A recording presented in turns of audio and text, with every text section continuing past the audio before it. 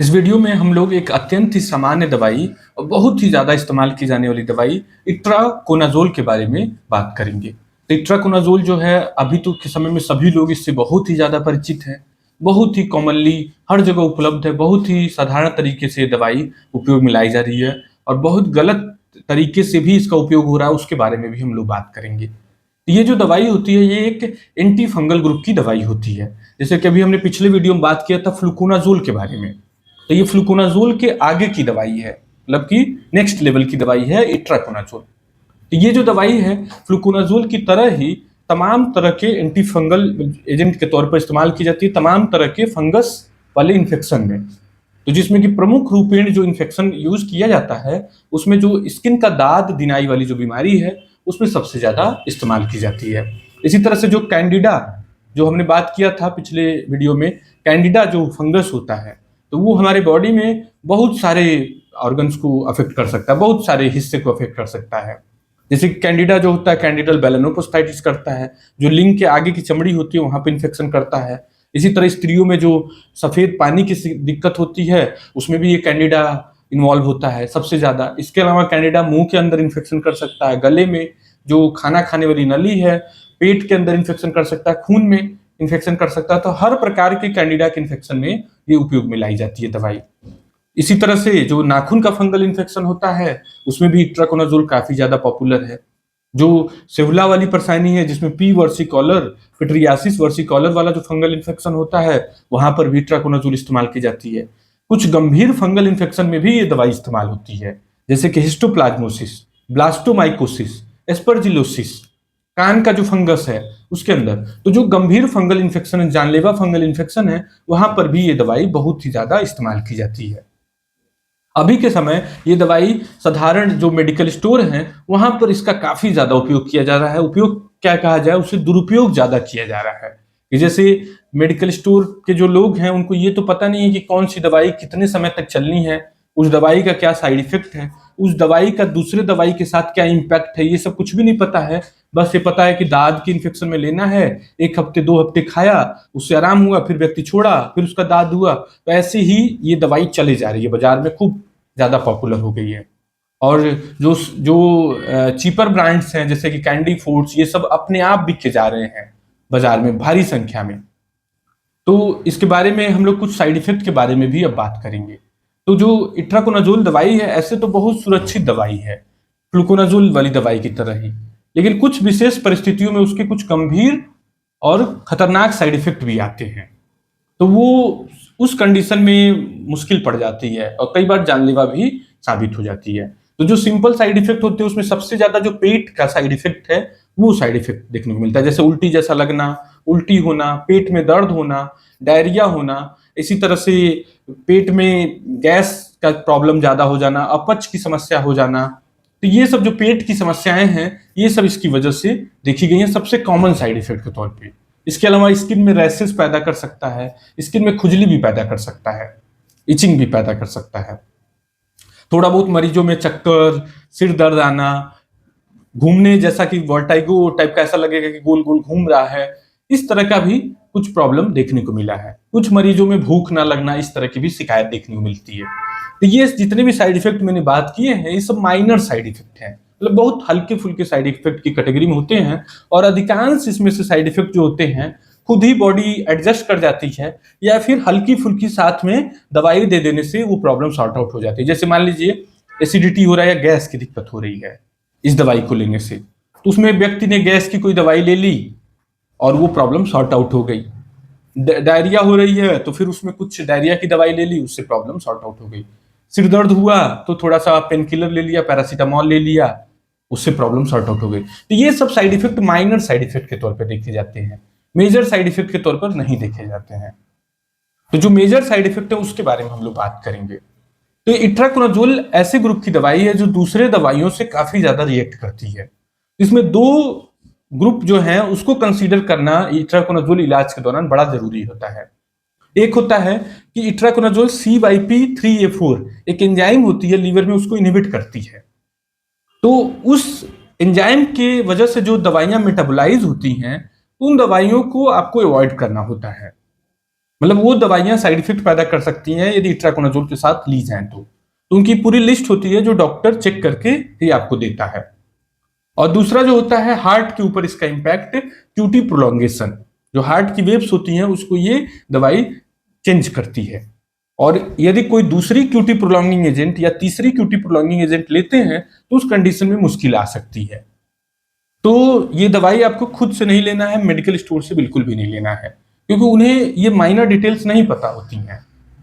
अब ये जो प्रॉब्लम है, जो मैंने बात की हार्ट की प्रॉब्लम आना है, या जो CYP3A4 एंजाइम्स होते हैं, वो बहुत ही थोड़े पेशेंट्स में ही प्रॉब्लम होती है। मतलब बहुत थोड़े गिने चुने पेशेंट हैं जिनमें प्रॉब्लम होती है, लेकिन एक व्यक्ति का भी जीवन अत्यंत ही महत्वपूर्ण है, उसे इग्नोर नहीं किया जा सकता है। तो ऐसे कंडीशन में आपको रिस्क बिल्कुल भी नहीं लेना है, क्योंकि एक का ही हार्ट में डिस्टरबेंस हुआ, डेथ हुई, वो उतना ही काफी है। तो आपको बिल्कुल सतर्क रहना है, बिल्कुल भी आपको अपने शरीर के साथ खिलवाड़ नहीं करना, रिस्क नहीं लेना है।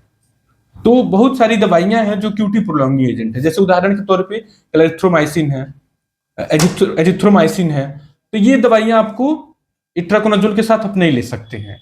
और भी पूरी लंबी लिस्ट है, जैसे कि साइकेट्री वाली दवाइयां होती हैं, अमिट्रिप्टाइलिन है। तो वो दवाई भी आप लेंगे तो मुश्किल आ सकती है। हालांकि 99% केसेस में प्रॉब्लम नहीं आएगी, लेकिन 1% में ही प्रॉब्लम आ जाएगी। तो उसमें आपको सतर्क रहेंगे तो आप सेफ रहेंगे। सिंपल सी बात है कि आप अपनी सतर्कता रखेंगे तो सेफ्टी रहेगी। इसी तरह से इट्राकोनाजोल की वजह से एक स्पेसिफिक साइड इफेक्ट हार्ट में देखा गया है, हार्ट फेल्योर। मतलब कि हार्ट जो है पूरी तरह से काम करना, उसका गड़बड़ हो जाना पूरा काम। हालांकि ये तत्काल में अधिकांश मरीजों में नहीं डेथ वाला होता है। जो क्यूटी प्रोलॉन्गेशन है उसमें तो व्यक्ति का मिनट में डेथ हो सकता है, 2 मिनट के अंदर ही हार्ट पूरी गड़बड़ की। एक प्रॉब्लम होती है टॉर्सेट्स डी पॉइंटिस, तो वो तुरंत उसमें एरिथमिया हुआ, तुरंत हार्ट ने काम करना बंद किया, तुरंत डेथ हो गई। लेकिन जो हार्ट फेल्योर हो रहा है, नाम तो देखने में लग रहा है कि हार्ट फेल कर गई, मशीन काम करना बंद कर दी, लेकिन ये अधिकांश केसेस में तत्काल में नहीं, मतलब ये नहीं कि मिनटों में अधिकांश मरीजों में जान ले ले, थोड़ा समय देती है ये प्रॉब्लम। तो ये देखा गया है कि कुछ मरीजों में हार्ट फेल्योर हो सकता है। तो अब ये देखा गया कि उन मरीजों में ज्यादा देखा गया जिनमें इट्राकोनाजोल का डोज ज्यादा हो।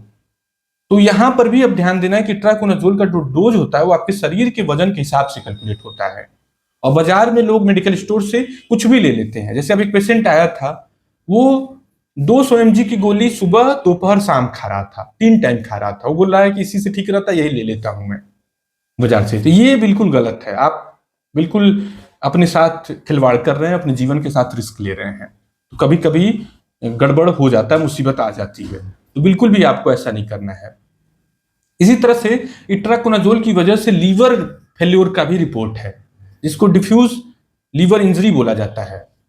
तो वो फैटल होता है, बड़ा खतरनाक साइड इफेक्ट होता है। हालांकि बहुत ही रेयर केसेस में ऐसा देखने को मिलता है, करोड़ों में से एक आध केसेस में, ऐसे समझ लें लाखों करोड़ों में से। तो उस साइड इफेक्ट को तो डॉक्टर को भी नहीं जानकारी होता है कि किसमें ऐसा हो जाएगा। वो बहुत ही, जो कहा जाए, दुर्भाग्य वाला केस होता है कि डॉक्टर को भी नहीं पता है। हालांकि डॉक्टर टेस्ट कराता है तो उसको जल्दी पिक कर लेगा। जैसे इट्राकोनाजोल थेरेपी के दौरान काफी डॉक्टर लीवर टेस्ट बीच बीच में कराते रहते हैं। प्लस आपको खुद से भी ये देखना है कि आपका ऐसा तो नहीं है कि भूख लगना बंद हो गया, जॉन्डिस पीलिया का लक्षण डेवलप हो रहा है, कहीं बॉडी में सूजन आ रही है, कहीं इस तरह का पैर में सूजन आ रही है, चेहरे पे सूजन आ रही है, पेट में सूजन आ रही है। तो ऐसे कंडीशन में आपको खुद भी अलर्ट हो जाना है। हालांकि डॉक्टर तो पूछेगा ही आपसे इन सब चीजों के बारे में। तो ये एक बहुत ही रेयर, दुर्लभ साइड इफेक्ट है। इसी तरह से इट्राकोनाजोल की वजह से स्किन की एक रैश होती है, बड़ी खतरनाक रैश होती है, उसको स्टीवेंस जॉनसन सिंड्रोम या टॉक्सिक एपिडर्मल नेक्रोलाइसिस बोला जाता है। इसी से कुछ मिलती जुलती बीमारी होती है, ड्रेस सिंड्रोम या एजिप्ट, एक्यूट जनरलाइज्ड एक्जेंथिमेटस पस्टुलोसिस। ये सब रेयर साइड इफेक्ट, बहुत ही रेयर हैं, जो कि इट्राकोनाजोल की वजह से होती है। अब यहाँ पर आप तुरंत डॉक्टर को कांटेक्ट किए तो इसमें लाइफ बच जाती है, क्योंकि इनको काटने के लिए दवाइयां मौजूद हैं, तो उससे मेंटेन हो जाता है। तो ये कुछ इंपॉर्टेंट चीजें थे, जो बहुत माइनर डिटेल्स थे, जो आपका स्किन स्पेशलिस्ट ही आपको गाइड कर सकता है, आपका डॉक्टर ही गाइड कर सकता है। इट्राकोनाजोल लेते समय कुछ इंपॉर्टेंट चीजें भी होती हैं। जैसे एक इंपॉर्टेंट चीज है कि दवाई का डोज, मतलब कि कितना पावर की दवाई लेनी है, वो पर किलो वजन के आधार पर निर्धारित होती है। प्लस डॉक्टर ये भी देखता है कि आपकी किडनी या लीवर पहले से ही कुछ गड़बड़ कंडीशन में तो नहीं है, तो उस कंडीशन में भी डोज मॉडिफाई होती है। और ब्लड टेस्ट डॉक्टर आपका बार बार एडवाइस कर सकता है। नेक्स्ट इंपॉर्टेंट चीज ये होती है कि इट्राकोनाजोल को हमेशा आपको एसिडिक फूड के साथ लेना होता है, मतलब अम्लीय जो पदार्थ हैं जैसे नींबू पानी, संतरे का जूस, मौसमी का जूस। इससे क्या होता है कि इट्राकोनाजोल का जो एब्जॉर्प्शन होता है खून में वो अच्छा हो जाता है, मतलब सेम दवाई ज्यादा बेहतर तरीके से काम करने लगती है। अभी के समय में जो सबसे मुसीबत वाली चीज ये है कि इट्राकोनाजोल की वजह से रेजिस्टेंस, जैसे आपको फंगल इन्फेक्शन हुआ तो उसका पर्टिकुलर कोर्स है। तो जो अभी के समय में डॉक्टर्स 3 से 4 महीने का थेरेपी देने की कोशिश कर रहे हैं जो दांत का इन्फेक्शन है। लेकिन जनरली लोग क्या करते हैं या बाजार में क्या होता है कि जैसे कि मेडिकल स्टोर से उन्होंने दवाई ली, दांत में उन्हें आराम आ गया, 15 दिन में खाए, 10 दिन में ही आराम आ गया, वो छोड़ दिए। अब इससे क्या होता है, जो कीटाणु होता है वो जब दोबारा पैदा होता है, कीटाणु पूरी तरह मरा नहीं, तो अब वो कीटाणु वापस आएगा। तो वो कीटाणु जब वापस आएगा तो और मजबूती के साथ आएगा। इसको बोला जाता है एंटीबायोटिक रेजिस्टेंस। तो अब धीरे धीरे ऐसे केसेज आ रहे हैं कि जहां पे इट्राकोनाजोल काम करना बंद कर रही है। और हमने इसी गलत प्रयोग से, मतलब एक तरह समाज के लेवल पे गलती है कि जो पहले के एंटी फंगल दवाइयां थी वो बर्बाद हो चुकी हैं। जैसे एक समय था जब टर्बिनाफिन और ग्रेसियोफिल्विन नाम की दवाई बहुत कारगर होती थी दांत दिनाई के प्रॉब्लम में, लेकिन इसी तरह का गलत प्रयोग हुआ था कि लोग कहीं से भी ले लिए, मेडिकल स्टोर वाले ने दे दिया दवाई, उसको 10 दिन खाए, 15 दिन खाए, उसका कोर्स नहीं पूरा किया, तो वो दवाई आज के समय पूरी तरह से बेकार हो चुकी है, बहुत थोड़े मरीजों में ही लाभकारी होती है। तो अब धीरे धीरे इस दवाई के साथ भी प्रॉब्लम आने लगी है। तो अब ये टॉप लेवल की एंटीबायोटिक है। अब इसके बाद की जो एंटीबायोटिक हैं वो साइड इफेक्ट ज्यादा तेज है और बहुत ही ज्यादा महंगी है। जैसे वोरिकोनाजोल ले लीजिए, तो उसकी एक गोली अभी के समय में 200 रुपए की है। तो यदि इट्राकोनाजोल बेकार हो गई गलत प्रयोग से, तो फिर सोसाइटी को इसका बड़ा भुगतान करना पड़ेगा, मतलब हम सभी लोगों को भुगतान करना पड़ेगा। जिसको भी फंगस होगा उसको 200 रुपए की गोली सुबह शाम खानी पड़ेगी। अब आप हिसाब लगा लीजिए कि 400 रुपए की गोली किसी को रोज खानी पड़े तो उसकी क्या हालत होगी। तो इस दवाई को खराब नहीं होने देना है, क्योंकि ये दवाई सही हाथों में उपयोग होगी तो ये खराब नहीं होगी, गलत हाथों में उपयोग होगी तो फिर ये भी खराब हो जाएगी। तो इसके लिए सभी को जागरूक होना होगा, सभी को सही कदम उठाना होगा और दवाई का पूरा कोर्स करना होगा बिना दवाई को छोड़े हुए। तो निष्कर्ष के तौर पर बड़ी अच्छी दवाई है। इसके कुछ साइड इफेक्ट हैं जो कि सिंपल है, लेकिन कोई प्रॉब्लम नहीं है। लेकिन जो मेजर साइड इफेक्ट है उस पर बिल्कुल चौकन्ना रहना है। वो मेजर साइड इफेक्ट का प्रेडिक्शन आपका जो स्पेशलिस्ट डॉक्टर है वही कर सकता है, वही जज कर सकता है, इवेल्युएट कर सकता है, चेक करेगा, उसके पास ही सारी इंफॉर्मेशन है कि फला दवाई के साथ नहीं ली जाएगी, ये दवाई तो दिक्कत नहीं करेगी, फला दवाई के साथ ली जाएगी तो दिक्कत करेगी। तो ऐसी कंडीशन में आपको अपने जीवन के साथ रिस्क नहीं लेना है, सतर्कता के साथ दवाई लेनी है और पूरा कोर्स पूरा करना है।